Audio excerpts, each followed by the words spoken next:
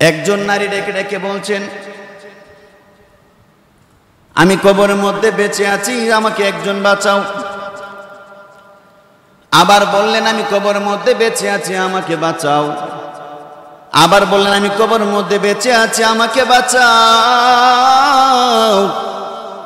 বারবার বলার পরে এই ব্যক্তিটা একাকী কবরের পাশে থাকার কারণে অত্যন্ত ভয় পেয়ে গেলেন। ভয় পাইয়া জনপদে এবং এলাকার মানুষের কাছে গিয়ে বললেন, আমি যখন কবরের পাশ দিয়ে আসতেছিলাম, কবরের মধ্যে একটা আওয়াজ শুনছি, নারী কণ্ঠে একটা আওয়াজ।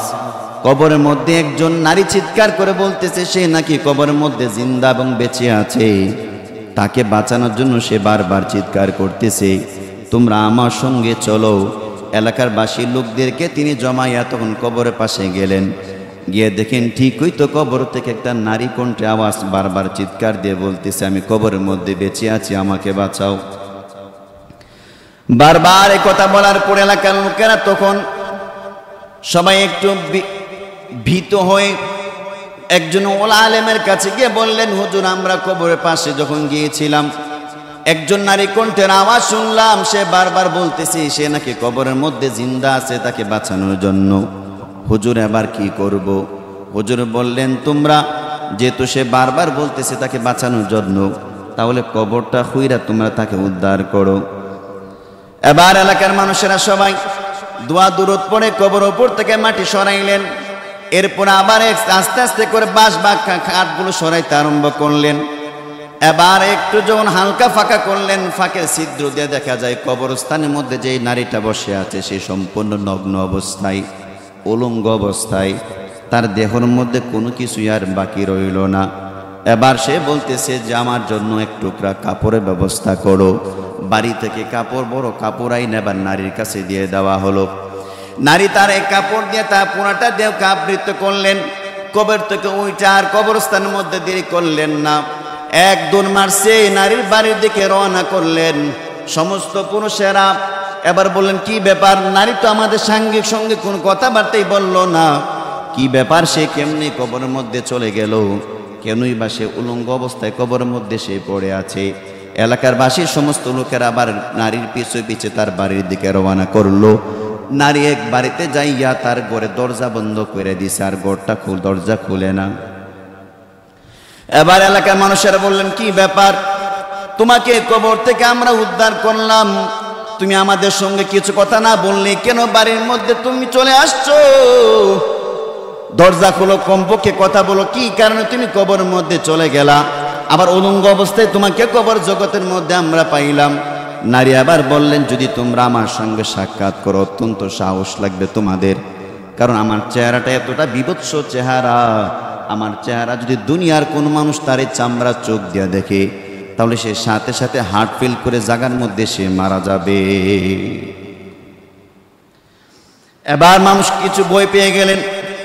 এরপরও কয়েকজন সাহসী মানুষ বললেন, ঠিক আছে, আমরা ভয় পাবো না, দরজাটা খোলো। দরজাটা খোলার পরে নারী ঘরে কর্নার মধ্যে দাঁড়ানো অবস্থার মধ্যে আছে। আবার বললেন, তোমার চেহারাটা কি? তোমার চেহারা এমন বিভৎস, তোমার চেহারা, যেই কারণে আমরা তোমার চেহারা দেখে ভয় পাইব। তোমার চেহারাটা একবার আমাদের সামনে একবার ওপেন করে দাও। এবার নারী তার এই দেহ থেকে, তার মাথার উপর থেকে যেই বড় কাপড়টা ছিল, কাপড়টাকে সে মাথার উপর থেকে সরাইতে আরম্ভ করলেন। শুধু মাথার তালুটা দেখা গেছে, দেখা গেল মাথার উপরে কোনো চুল নাই, একটাও চুল নাই। চুল তো থাকবে দূরের কথা, চুলের নিচে যে চামড়া থেকে চামড়া পর্যন্ত আর মাথার মধ্যে রইল না। সমস্ত রক্ত এবং রগগুলো বারবার স্পষ্টভাবে দেখা যাচ্ছে যে এই মাথার থেকে রক্ত পড়তেছে, এবং মাথার খুলি বা চারা সহকারে স্পষ্টভাবে এই নারীর মধ্যে দেখা যাচ্ছে। এবার এই ভয়ঙ্কর বিভৎস তার মাথা দেখে সবাই বলল, কি ব্যাপার? তোমার মাথা কেন এমন ভাবে হয়েছে গো? তুমি দুনিয়ার জমিনের মধ্যে কি এমন অপরাধ করছো যার কারণে তোমার মাথার মধ্যে কোনো চুল রইল না, মাথার চুলের নিচে চামড়া পর্যন্ত অবশিষ্ট রইল না? নারী আবার বললেন, দুনিয়ার জমিনের মধ্যে আমি যখন বেঁচে ছিলাম, আমার মাথার মধ্যে লম্বা কেশ বা চুল ছিল। আমার এই চুলগুলোকে আমি অত্যন্ত এগুলোকে সাজগোজ করে এলাকার অনেক পর পুরুষের সামনে আমার চুলগুলোকে আমি দেখিয়েছি, এমনকি বহু পুরুষ আমার চুল দেখে দেখে তারা আকর্ষিত হয়েছে, আকৃষ্ট হয়েছে। এই জন্য আল্লাহ তাআলা আমার মধ্যে, আমার কবরের মধ্যে আল্লাহ তাআলা ফেরেশতা প্রেরণ করলেন। ফেরেশতা আয়েশা বলছে, নারে দুনিয়ার জমিনের মধ্যে যেহেতু তুমি এই চুল দিয়া যেহেতু অনেক পর পুরুষকে তুমি আকৃষ্ট করেছো, এই জন্য তোমার চুলগুলোকে একটা একটা টেনে টেনে খুলে ফেলা হবে। চুলের নিচে যে চামড়া আছে চামড়াগুলো পর্যন্ত আজকে অবশিষ্ট রাখবো না। নাউজুবিল্লাহ বলেন। এবার মুখের মধ্যে কাপড় দিয়া নারীটা ডাইকা রাখছে। এবার বলল, তোমার চেহারাটা আমাদেরকে একটু দেখাও। নারী এবার তার মুখ থেকে যখন কাপড়টা সরাইলেন, এবার তার আশ্চর্যান্বিত হয়ে গেলেন। দেখা গেল ঠোঁট নাই, একটা ঠোঁটও নাই, ঠোঁটটা পরিপূর্ণভাবে কাটা, শুধু দাঁত এবং দাঁতের মাড়িগুলো দেখা যায়। এবার ডেকে ডেকে বললেন, কি ব্যাপার, তোমার সঙ্গে এমন কেন আচরণ করা হয়েছে? ঠোঁট নাই, শুধু দাঁত দেখা যায়, দাঁতের মাড়িগুলো শুধু অবশিষ্ট আছে। এবার নারী বলল, আমি দুনিয়ার জমিনের মধ্যে আমি লিপস্টিক আমি আমার ঠোঁটের মধ্যে আমি মেখে মেখে আমি যখন পুরুষের সামনে যাইতাম, আমার ঠোঁটগুলোকে আঁকা বাঁকা করে আমি পুরুষের সামনে কথা বলতাম।